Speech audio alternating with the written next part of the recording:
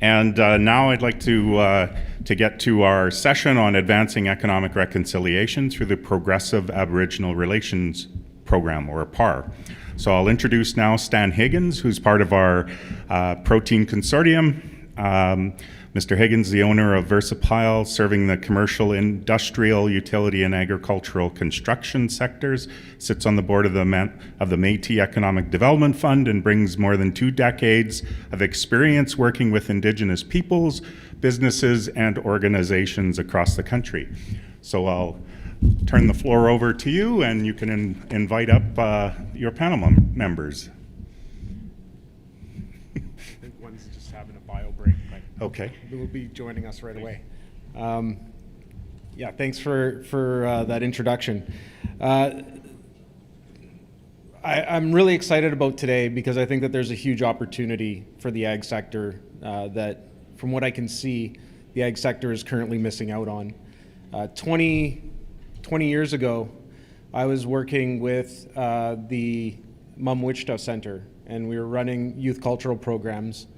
And we ended up doing ceremony and teachings at Red Willow Lodge. The elders there were Métis Ojibwe elders, Jules and Margaret LaValle. And in one of the ceremonies, Jules gave me my clan. So he told me that I belonged to the Martin clan. And then he gave me some teachings with that. And he said, one of the things about the marten is that it can live comfortably on water, but it can also live comfortably on land, and you're a bridge builder. So I always loved that analogy, and I took great pride in being in the Martin clan. I take great pride in being in the Martin clan. And at around that time, my mom, she had an executive search company specializing in Indigenous search. So she founded that in '99. But she was getting very busy, and she was asking me to leave what I was doing, which I got a lot of joy out of. And she wanted me to come and help her do what she was doing, working across the country, placing Indigenous professionals. And I ended up finding out that she was also in the Martin clan after I came back and I shared with her that I'm in the Martin clan. I didn't know what clan she was in, but she said I was actually told I'm in the Martin clan as well. There's not too many people in the Martin clan. So I took that as a sign. I need to join my mom. So I left and I joined my mom, and we got to do some really interesting work. One of the things that we got to do is go basically to all kinds of different communities, like from coast to coast to coast. And a lot of these communities were looking for someone to run an economic development corporation. And one of the things that they used to say is that, Stan, we're open for business, but it has to be good business. And what that boiled down to was this concept of generational thinking. So there's an Iroquois principle called the principle of 7 generations. And I hate to paint Indigenous communities with one brush, because I think that's a common mistake that we often make. But I'll paint Indigenous peoples with one brush when it comes to generational thinking. It is something that every community I've ever been to embraces. And generational thinking, at the end of the day, is what we're talking about today, which is sustainability. For me, it actually takes it a step further. It's a mindset. And so I really love to hear what we're talking about today and to see this emphasis on sustainability, because I don't know that 20 years ago, Indigenous communities were talking the same language as industry. But today we see that industry is actually talking the same language, which is really cool to me. And one of the other groups that we would work with, we'd work with governments. Like, we got to actually place Murray Sinclair at the Truth and Reconciliation Commission. We got to do some really cool searches like that. But we also got to work with some great companies that were looking to bring in Indigenous executives or Indigenous representatives to their boards. And the companies that seemed to be getting the most amount of traction doing that, they were companies that were, of course, working with us because we were so good at what we do, but they were actually working with the Canadian Council of Aboriginal Business. And the Canadian Council of Aboriginal Business has this really great program. It's called Progressive Aboriginal Relations. It's been around for a long time. The reason you know it's been around for a long time is because it's called Progressive Aboriginal Relations and not Progressive Indigenous Relations. So I'd like to welcome our two keynotes, or I guess you could say panelists here. And I guess, like, Luann, if you could come up, I'd love to introduce you. We've got Luann Whitecrow. She's a director of Progressive Aboriginal Relations, and she's an Anishinaabe, which is also known as Ojibwe, from the Seine River First Nation, Treaty 3 territory. She graduated from the Toronto School of Business with diplomas in microcomputer business applications, network, and communications. She has over 10 years' experience working with Indigenous communities in the Greater Toronto Area, where she worked at the Aboriginal Business Resource Centre in marketing and promotion for the Toronto Aboriginal Business Association, its annual TABA Awards, and the Small Business Certificate Program. She played a key role in providing networking and support and guided support to Aboriginal artists in multiple disciplines. Now in her 11th year with the Canadian Council of Aboriginal Business, she's helping to guide organizations build sustainable strategy in Indigenous relations through the Progressive Aboriginal Relations program that I'd mentioned. Gaguila Lenoro Cook proudly belongs to the Oglala, Lakota, and Akwesasne Mohawk Nations and has been serving the role as Diversity, Equity, and Inclusion Manager of Indigenous Community and Relations at Sobeys since February. Based in Montreal, he's been driving the Progressive Aboriginal Relations program throughout the organization in the pursuit of certification with the Canadian Council of Aboriginal Business. Along with traditional upbringings in his home reserve communities, he grew up on an organic vegetable farming operation that annually installed over 500 individual gardens across community as a way for members to regain hands-on connection to the land and self-sustainability. He is deeply committed to food security and food sovereignty in Indigenous communities. It's just a teaching opportunity. I'll pass on what I know. But in here, he had mentioned reservation/reserve, and I got rid of reservation because in Canada, we don't generally call it a reservation. It's generally a reserve. But south of the border, it's reservation. So he actually informed me that the community where he was doing the gardens was in South Dakota.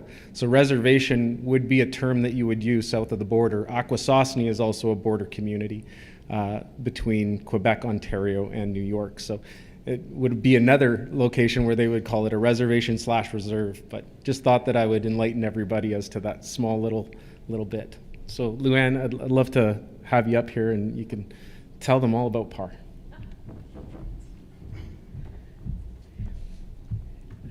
Thank you so much, Stan. It's wonderful to see you again. I think the last time I saw Stan was about 11 years ago. So it's great to connect. And I'm glad to be here today in Winnipeg. So thank you so much for inviting me here today. My name is Luann Whitecrow. My Indian name is Wabidasmo Segabwek. My clan is Wajashk, which is a Muskrat clan. I'm from the Treaty 3 territory, so I'm really grateful to be here. And today I'm going to give you an overview. I think I have a time limit of 20 minutes, max. Is it 20 minutes? 15 minutes? So I'm going to take you through, how much? 10? 20. Okay. I'm trying to read here. Okay. Okay, thank you so much. Okay. Just this one here, right? All right, so let's take you through. I'm going to give you a high-level overview of the PAR program, and then we'll open up the discussion to some lived experience and some other experience as it relates to this program. So to put it very simply, the PAR program is a certification reporting and management program in Indigenous relations. And it really is aimed to design and designed to help any organization in Canada, regardless of industry size and location, build out long-term strategy around hiring, procuring, engaging and supporting Indigenous businesses and communities, and to create long-term sustainable impact in those communities that they'd like to partner with. Okay, so to put it very simply, there's a few levels within this program. The program is about 21 years old. It was introduced early on in 2001. We had an earlier framework in place for about 15 years, and as of about 5 years ago, we redeveloped the framework and framed it in a way where it was a sustainable approach to Indigenous relations, so partnership building in a meaningful way, to put it really simple. There's levels of progression in PAR. It's why we call it progressive. It's not a pass or fail concept. It's designed to help an organization improve around method, process, and practice in Indigenous relations over a period of time. I'm going to take you through the model that has what it actually is. So as I mentioned, it's been around for 20 years, and it really is designed to help organizations do better in Indigenous relations as it relates to, as I mentioned, hiring, procuring, engaging and supporting Indigenous businesses and communities. Okay, I think I talked really fast there. I was like, oh, got 20 minutes. Okay, so this is the model of the PAR program. So this is, we call it the journey. It's like a sustainability criteria in Indigenous relations, and any organization in Canada can look at this, can undertake a PAR process. And really, just to put it simply, and when you look at the, I'll take you through this sort of from a lens of progression so you understand how it works. There's 2 levels to this program. We've got the committed level and the certified level. The committed level is just framework building. So a lot of organizations want to do the work in Indigenous relations, but they don't know what to do or how to get started. So this is where, they're going, I don't really want to do this because I don't want to do something wrong. So this is where organizations can take a process-based approach to build a framework in an incremental way. So it's incremental framework building around method, process, and practice internal to the organization. So there's 3, as you can see on the model there, we've got phase 1, 2, and 3, which is sort of a 3-year timeline with a 3-phased approach. So an organization can take its time through this, really, and what they're doing in that first 3 years is basically just building method, process, and practice. They're building a policy, they're building a commitment statement that complements the diversity and inclusion practices that are built within the organization. Oftentimes, a lot of organizations have this already built out, and this sort of stabilizes that structure, right? It's also helps with ESG targets, answer TRC calls to action. So they can use this in a way to stabilize the work that they're doing already. Okay, so that's what this is designed to help an organization do. There's requirements in that first 3 years that an organization's doing. They're building out cultural awareness training, PAR training. They're training the executive leadership, mid-level management, and staff over that 3-year timeline. And really, it's designed to help the organization reset their thinking in their approach, right, in the way they do, in the way they work with communities across Canada. There's a verification system built within the model. CCAB has a team of verifiers. The verification system that's built within the model of this PAR system is really designed to help create a feedback process that'll help an organization improve over a period of time. They're all Indigenous verifiers. They're from across Canada. We have a team of around 200 at CCAB within the program itself that support this system. And really, it's just designed to help an organization do better, right? In that first 3 years, as they're building their framework, they're getting feedback on how they're building their framework to prepare them to apply for PAR certified in that 4th year, where it says PAR certification criteria. So they're preparing to apply for certification, right? So it's designed to help an organization do better over the long term. Okay, so that feedback is there to make sure that they've built they're assessing against an already written sort of criteria of expectations around these 4 drivers, around leadership actions, employment, business development, and community relationships. That's the purpose of it, right? To put it really simple. The training requirements, building out inclusion, engagement, dialogue over that 3-year timeline. It's just a very simple, like a roadmap designed to help you do better over a period of time. Once you get to the 4th year, there's an on-site verification that happens. Basically, it's just in addition to reviewing the answers to your method, process, and practice and having it verified, the verifier then interviews the communities, the businesses, and the Indigenous employees that they've been talking and planning with. So if the organization's been building out their method, process, and practice over that 3-year timeline, they're going to verify it. They're going to talk with the communities, their partners, and find out where they're at. And they're going to advocate on behalf of that organization of the good work that they're doing. So it's designed to create reciprocity, trust building, inclusion, engagement, dialogue, and they're integrating it into their business plans. So this is a really big piece that we're seeing a lot more of this Organizations are looking for ways to answer TRC calls to action. So what they're looking for is, we need a roadmap. How are we going to get this done? We don't know what we don't know, so where do we start? And that's what PAR is all about, just to put it simply. So yeah, the levels in PAR, there's 3 levels. I'll take you through those 3 levels, but basically they're levels of integration, right? It's not a pass or fail, it's how well are we doing this over a period of time. The bronze, silver, and gold are sort of designed to help an organization benchmark their progress. Oftentimes we're hearing, you know what, we're making some progress, but we don't know. So the benchmarking component built within the PAR program is designed to help you, to show an organization, are we moving forward or are we moving backward, right? So that's what this is designed to help an organization do. They're going to benchmark their progress to actually say, okay, are we doing this over a 3-year timeline? Okay, so there's a reporting cycle in the program that's every 3 years where an organization will report in via the verification system, via the community feedback on those partnerships, right? Are we doing well, and how well are we doing this work? Okay, so that's what it's based on. What else could I say? Yeah, we have a team of cultural awareness trainers across Canada that support these companies as they undertake a PAR process and build out frameworks. Trainers, facilitators, and a jury team, right? That says, it's a separate team from CCAB that is designed to create an objective approach to providing a notification of standing for bronze, silver, or gold. So it doesn't come from CCAB, it comes from a third party that says, this company, here's how well this organization is doing. So, and that's the value of it, right? We're not saying the organization is, it's coming from community feedback, businesses, Indigenous employees within the organization talking about how well they're doing this work, okay? Okay, let's go to the next one here. So I just want to take a really high-level look at the 4 drivers and what they actually mean. So this particular driver here, the leadership actions driver, is all about leaders within the organization creating that organizational focus and reinforcement from the very early stages of PAR. So they're the ones encouraging, reinforcing it across the organization. Okay, they're setting up policy, commitment, and they're overseeing the strategy that they're building out over the next 20 years, right? So this is where they can start this work in an incremental way, and their involvement is required from that phase 1 year. So they're very much required to be involved from the very beginning.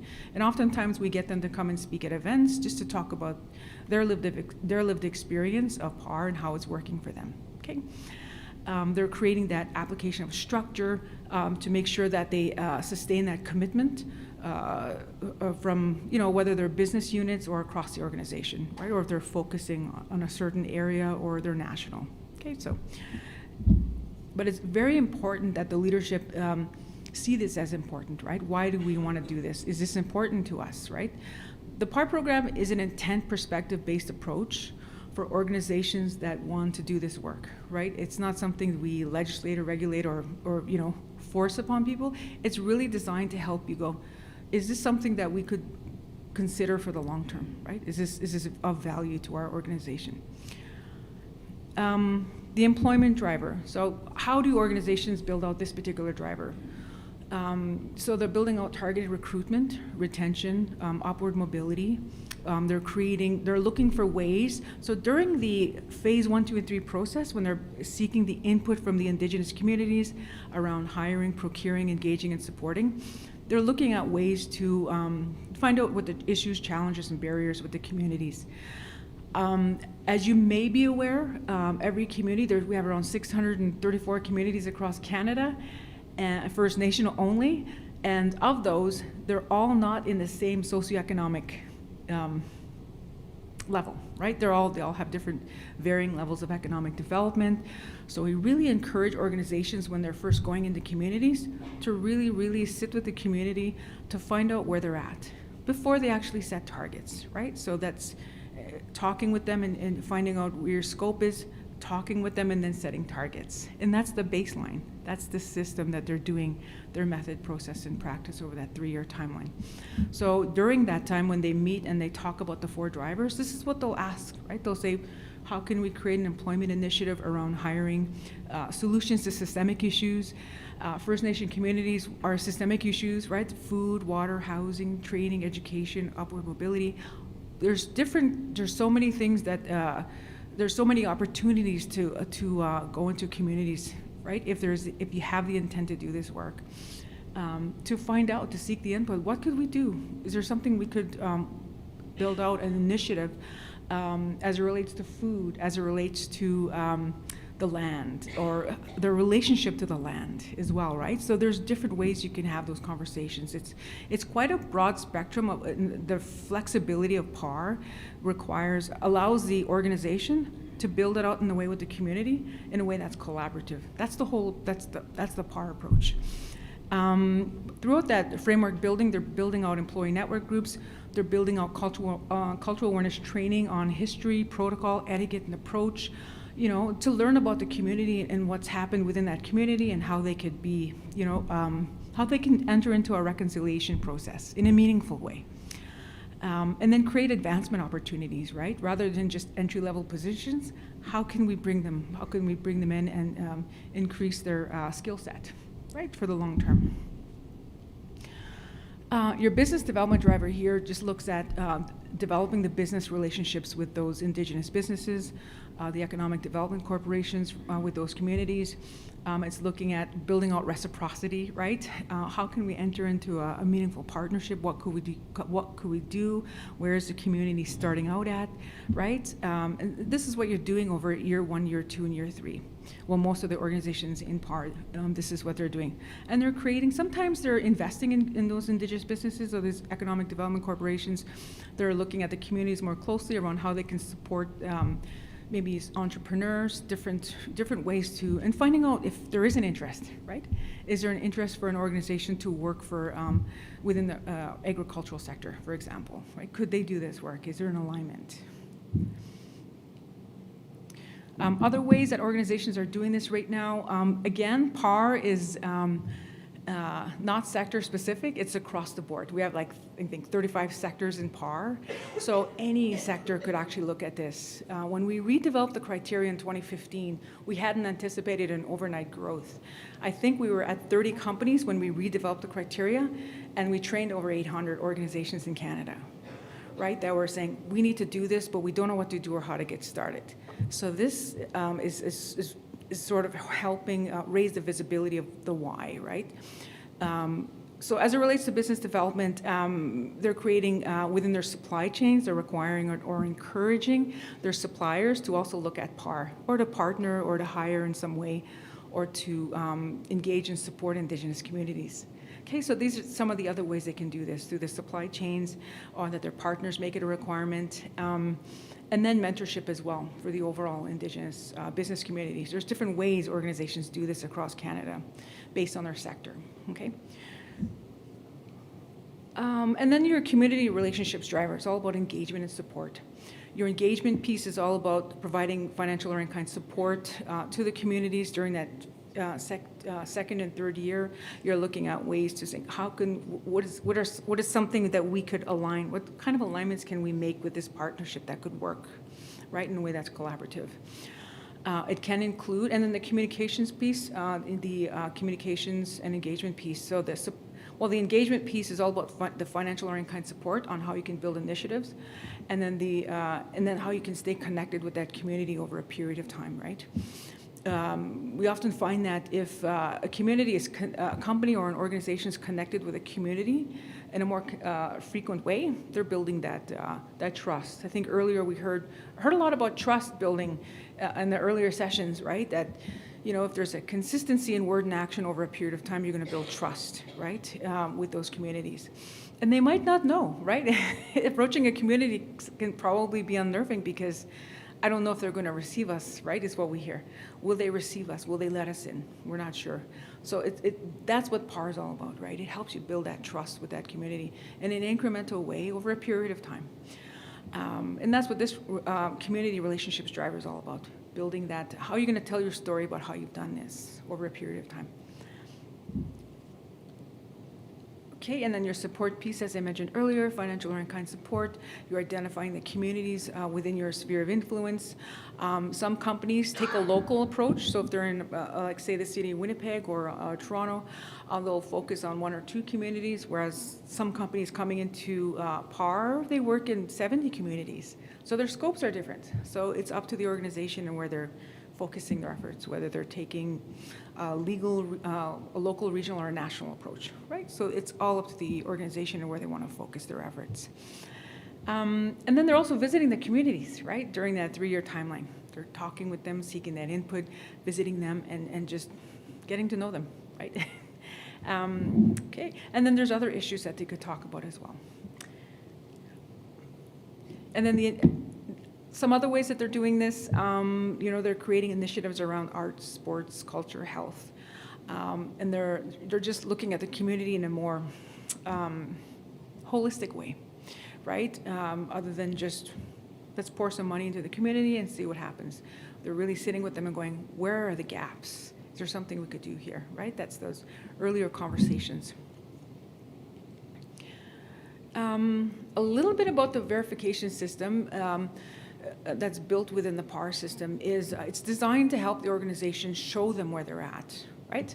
It's designed to help them to show them where they're at by providing that feedback for continuous focus and improvement, right? So they're doing this work for the long term, and they're getting that community feedback, and with that community feedback, they're making improvements, just very high level. And the adjudication process, there is an adjudication process built within this process at the certified level for bronze, silver, and gold. There's a jury team that assigns a notification of standing for bronze, silver, and gold. And really, it's designed to help an organization just move forward in a good way, right? Through that community feedback, through that advocacy, through that, just show, and then allow them to showcase their progress as well. I know this was a really high level. I must sound like I had too much sugar. I'm talking a mile a minute. I hope I'm keeping you guys awake. It's 4 o'clock. So these are the logos we give organizations that enter into the PAR program. And I just want to show you some of the companies that are currently in. So there's different sectors that are in this program. We hadn't anticipated an overnight growth with this program, but when the redevelopment happened, it really, really grew. We currently have 210 organizations, companies from various sectors across Canada, and we thought we'd come here today to see if there was an interest, right? So, if anyone, so these are some of our bronze level that have built out their frameworks. They set targets and action plans. They're moving towards silver here. Your silver's implementation and results. It shows that you've built your method, process, and practice, and now you're starting to see results. Okay, and then they're looking at doing it again with sustained positive outcomes, which is what a gold is, right? A first-time gold company will be different than a 6-time gold company. So someone who's been doing it for 20 years will be doing it a little bit better than an organization that had been doing it for the first time. I just wanted to showcase that differentiator as well. But yeah, so I just wanted to show you a little bit about PAR before we move into the second part of our panel. I know I talk really fast when it comes to PAR. So, okay. Thank you. Thanks, Luann. So there's another program that the CCAB offers in close relation to PAR. One of the things that I've found is that a lot of industry out there, they want to engage Indigenous businesses or communities or whatnot.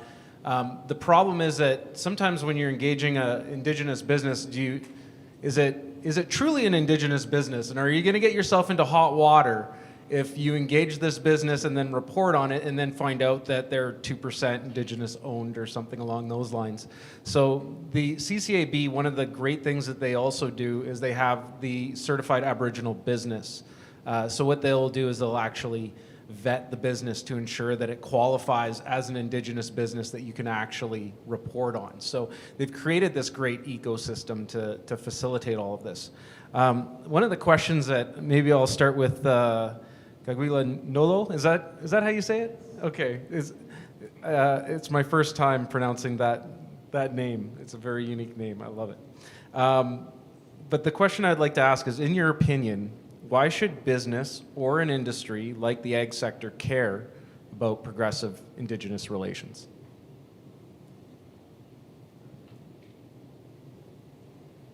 Hello. Sego sa bagwego, gagwila noli yung jets, kanawagi tana akwazas ni de wageno, wagatsenuni ziga iges onwa winiziradi. Haho mitaku yepi, ichimani haska makawachi, much app. Bonjour à tous et à toutes. Hello everybody, I'm Gagwila Nolo. Thanks for inviting me here. I'm coming from Sobeys, where I've been for just the last 10 months. I'm really excited to be here today and sharing just a little bit about our experience. I understand from Luan that we are the largest company to be pursuing PAR right now. With our fullest reach across Canada, we have 1,500 locations, over 40 banners, 130,000 employees, across all business lines. For our scope, it's a bit more focused in our currently non-franchisee environment, but we certainly want to expand the scope because a lot of the franchise operations are proximal to Indigenous communities and can really have impacts that we're trying to create. And I think what I heard earlier on about trust and the communications, that's so key. I think just coming into the fold is one of the important things just to become aware. I mean, I'm Indigenous and I've heard about PAR, the CCAB for a lot of years. Didn't really know about it until I came to the role. And we're brand new as a company pursuing PAR. We just finished less than a month ago our first phase.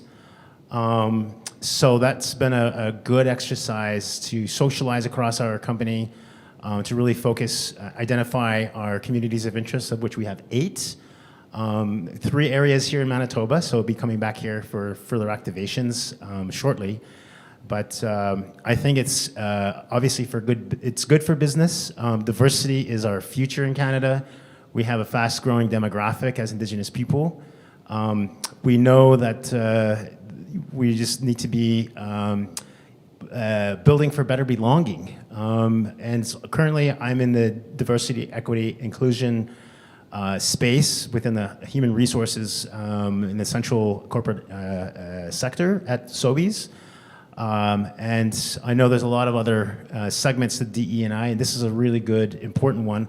I like the structure of it because it really does provide a roadmap, as she said. It really does provide the guidance and the activities for people internally to start becoming more aware of why this is good. Reconciliation is a national imperative. We only have the future to go towards or go through. Why not do it together as good neighbors? I think having open channels with communities of interest and standing by for other, requests from Indigenous organizations is a good thing, right? I think that's hopefully the answer to the question you asked. Yeah.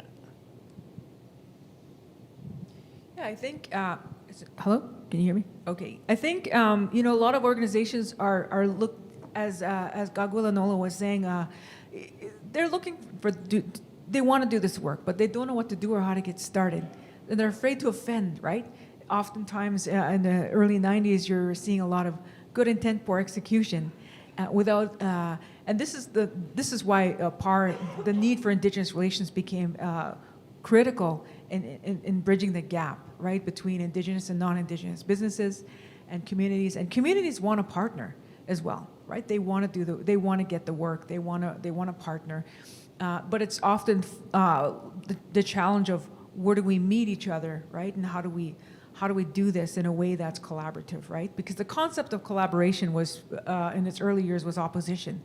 This is going to create a trust-building process in a way that's mutual, and that PAR really helps companies meet them from their starting point, which in turn helps that PAR company meet the community from their starting point. As I mentioned, the dynamic earlier was that our communities across Canada have different socioeconomic realities. So I think it's become even more imperative that a system like this works for any organization that wants to do this work in a way that it's flexible.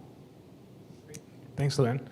One of the other things I'll mention about CCAB again is just that they also have events where you can get connected with potential Indigenous partners or communities, or if you need a door opened, you can contact the CCAB and they can help facilitate that so that you can do good work. Another question I'd like to ask, the term economic reconciliation is becoming increasingly important. Call to Action 92 highlights key steps to guide the industry on this journey. What are some great examples of economic reconciliation in action that your company or companies you know of are undertaking? Well, I really like the PAR program because it does provide a much needed network to understand and get around what is economic reconciliation in the Indigenous community context, whether it's on reserve in communities or urban. Just getting the message out there, communications again. And I like to drive the point at Sobeys that we are moving at the speed of trust, right, on both sides. Like, it's not anything that you can readily pivot on such a large company to really start and get going.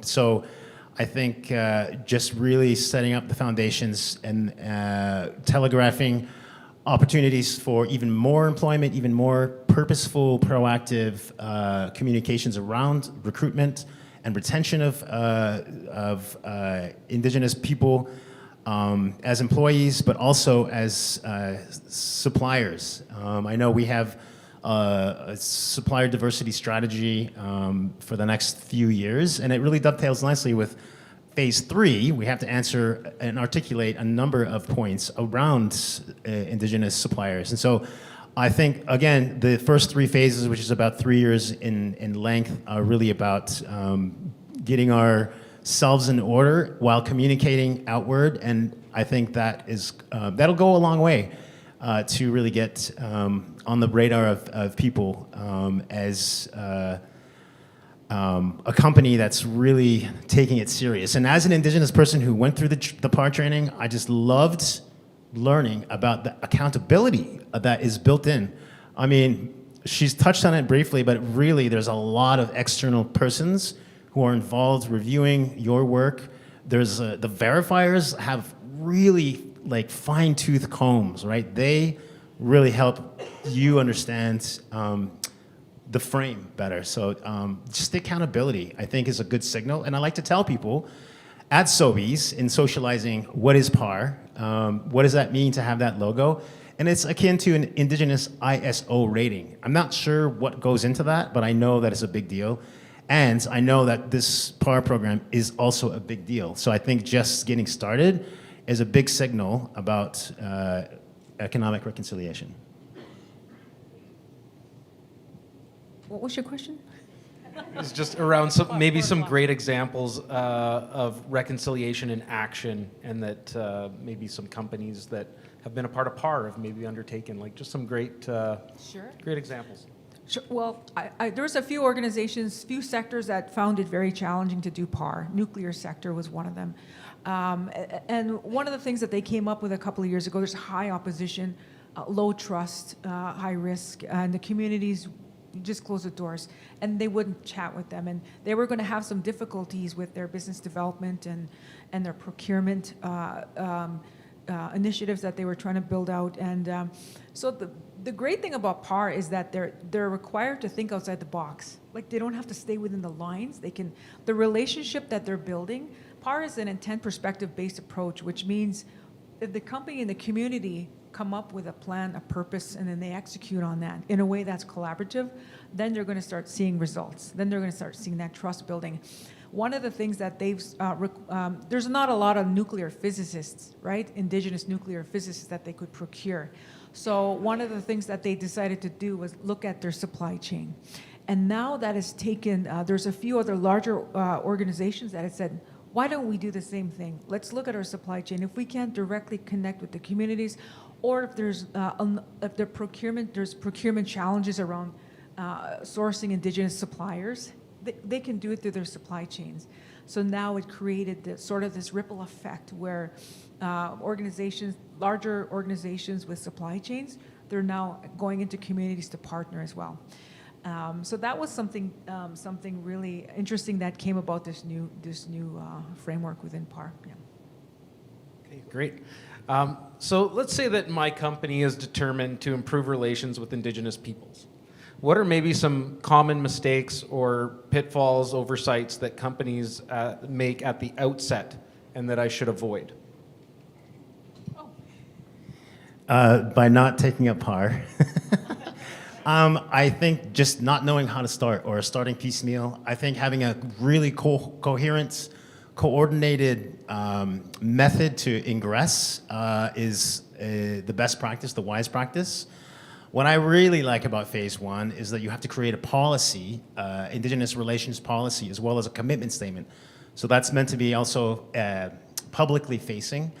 And right there, just have to say the foundational documents really, I think, pave the way so that there's no confusion, there's no fogginess around this commitment on behalf of the company. I think getting out the gates with those, which took a long time in our case, just because of the sheer volume of leaders and implicated and locations and time zones, all that sort of thing. But I'm glad it's happened because in my previous life, I worked at McGill University for 12 years, and it took a while for us to create our first foundational document. And after that point, a lot of things really were turbocharged, and there was a lot more architecture upon which we could build. So I just think this framework is really helpful in organizing how to get started, get underway, and sustain that momentum, right? I think there's enough checks and balances built in after 20 so years of the program existing, and I'm really glad to be part of the journey. Just with regards to any mistakes or Oversights. I think, again, it's just, as I mentioned earlier, they don't know what they don't know. Sometimes it's a matter of, we want to do this, but we don't know why, right? They don't want to make a mistake. There's apprehension. And it has to do with the trust level, right? It has to do with, you're seeing an increase in an assertion of Indigenous rights across Canada right now. So they're closing the doors. So it's harder to get in there without demonstrating that trust-building process with communities, right? And that's really important, right? So how are you going to demonstrate this in a way where we know that this work really means a lot to you, right? So this is the good intent, poor execution approach, right? Which happened in certain sectors, but now you're starting to see a lot of the feedback that I get from companies now is, we didn't know this existed, but this is exactly what we needed. They just didn't know.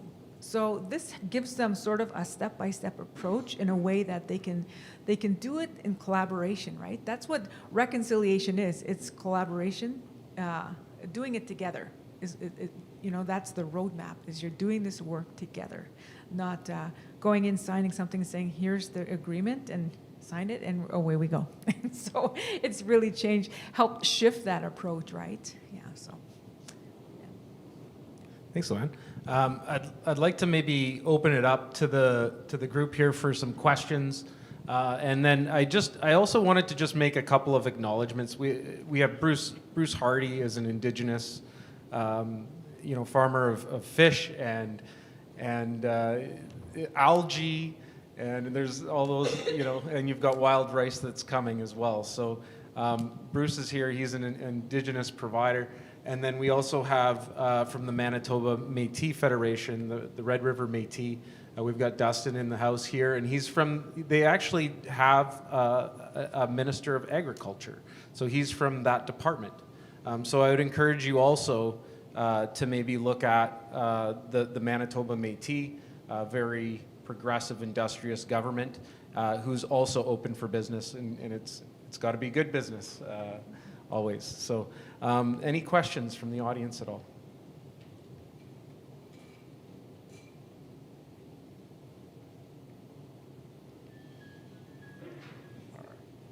It's really about talking further.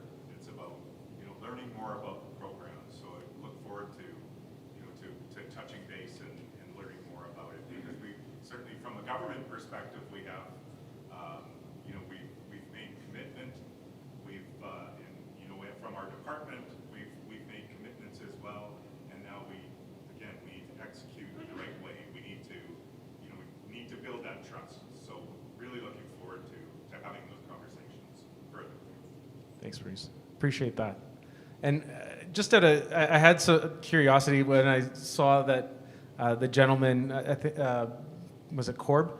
He 1875 or something is when his family first started farming. And I looked up quickly to see about farming in Manitoba, its history, and there's there's tools that were found in southwest Manitoba by the University of Brandon that date back to the 1400s. So the original farmers of this land are Indigenous people, and there's a lot of knowledge that comes with that history. So I would also encourage you to tap into that. I know that if you talk to someone like Bruce, who often sees studies that are being conducted for multi-millions of dollars to come to some conclusion that an elder could have told you over tea.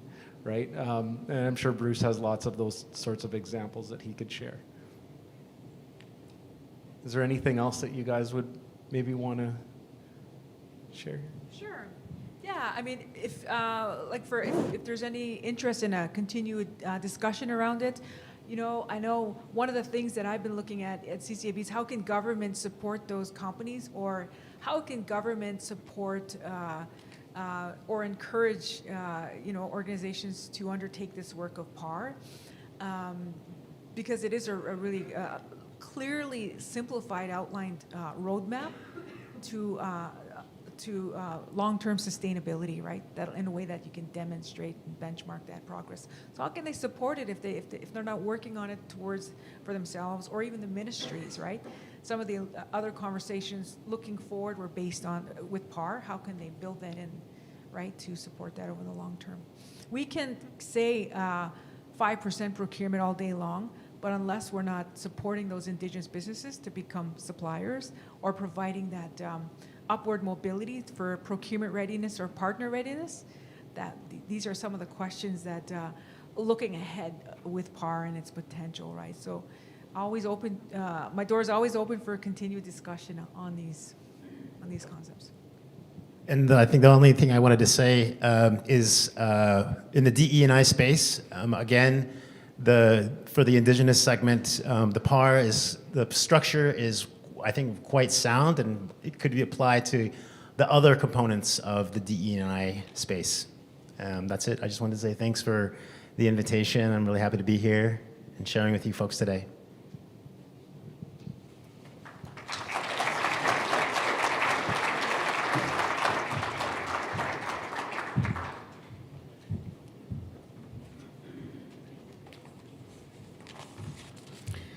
Thank you very much.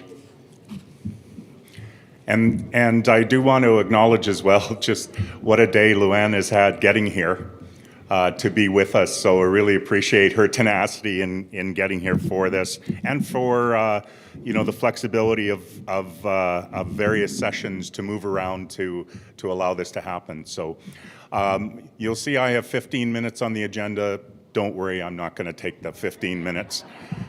What I am going to say, though, is we've certainly talked about economic, environmental, social impact today as a kind of a three-legged stool, and certainly one of the pieces that really adds to that stool is reconciliation. And so I'm kind of glad to wrap the day up with this group and really this knowledge and this program to really get us to think about how we develop our own paths to reconciliation, whether that's individuals, that's businesses, governments. And so a few things, and I'll let you go, but I really appreciate you making the effort to be here today. I really want to thank our speakers, our hosts for the sessions, you as attendees. I mean, you've given your day here too, just as our speakers have, to learn, to exchange information, knowledge, to network to create things that, might have a bit of a seed here, but may go, very far after today, or it may ignite something in you and in your organization. So I'm really pleased about that. I want to thank our team. And when I say our team, I've got a couple teams to thank.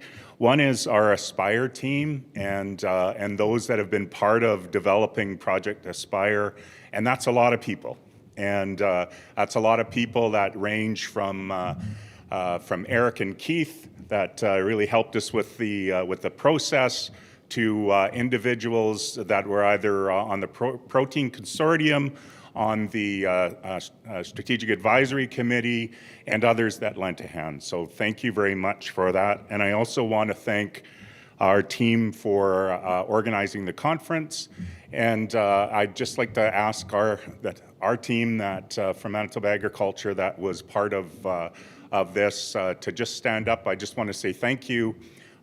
Great job, and just great to work with you on this.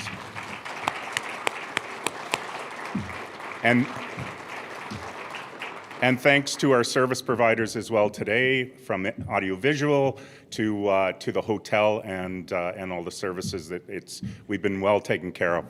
So I'm gonna end by just saying a couple things. One is what really struck me was partnership building in a meaningful way, and that really is a powerful message and for us to think about. And moving at the speed of trust, that's going to stick with me. That's something that from this day. So as I say goodbye, thanks again. Drive safely, and we look forward to connecting with you in the future. I know our Protein Consortium and our Strategic Advisory Committee are going to be coming back here. Some of you are going to be coming back here probably with about a half hour or 40-minute break and we're going to get together. But please, if you can, come back, and everyone else have a great evening, and we'll see you soon.